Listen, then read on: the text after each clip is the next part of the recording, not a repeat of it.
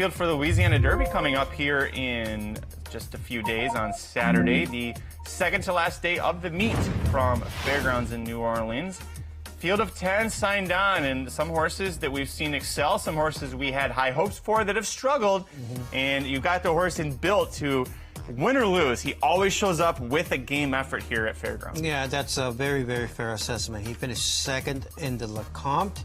In the Risen Star, he took money. He went off at 3-1. He ends up missing the Exacta just by a head behind Chunk of Gold. You can see where Built was selling up to that point. Chunk of Gold was also in the race. And up to this point, he was coming out of LeCompte where he finished second, beating just the neck of a sloppy racetrack. He was sitting in fourth most of that race. They kind of opted for the same tactics. They didn't want to be too far off of it. So you got to give him credit that he fired. Obviously, nobody was beating Magnitude that day. But he's still right there in the mix of things. When the wire comes up, he only misses second by a head. He's been single-digit odds in every single one of his starts. And what I find interesting, despite his good form and what he's done up to this point, they're adding the blinkers on for the first time in the Louisiana Derby. Trying to see if they can stretch him out, right? Because we're going to mile 3/16. He's yet to try, any of these horses have yet to try this far. We'll see if he can get the job done with Jose Ortiz in the saddle. Just to hit Built inside his Caldera, a very game defeat in the Sunland Derby. Now, prior to the Virginia Derby, I was very interested in Caldera here. Getaway car did not look good at all in the Virginia Derby. It's fading on a speed favoring track, but no doubt about Caldera. The size he has, his galloping ability, the stride he has, I think distance will be his friend. Will the Louisiana Derby be his friend? Unfortunately, I'm in the camp that I would let him beat me, because Getaway Car was already telling us back in the Los Alpituri that he already had distance limitations.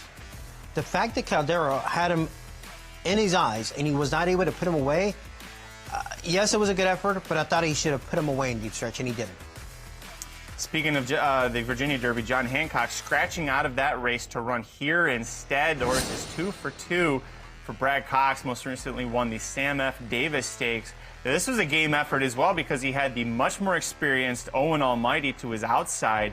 And Owen Almighty, in defeat here, exits to romp in the Tampa Bay Derby. Yeah, that's going to flatter his form without a doubt. That you grinded out a win and battled back against Owen Almighty to defeat him, and he himself came back to win impressively in the Tampa Bay Derby.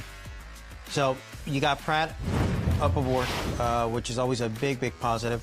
You got an undefeated horse, and the fact that the runner you beat came back to flatter you, you're going to take even that much more money. The Louisiana Derby is the 12th and final event Saturday with a post time of 6:42 Eastern, 3:42 Pacific. A jam-packed, stakes-packed day starting in race 5 with the Crescent City Oaks for Louisiana bred.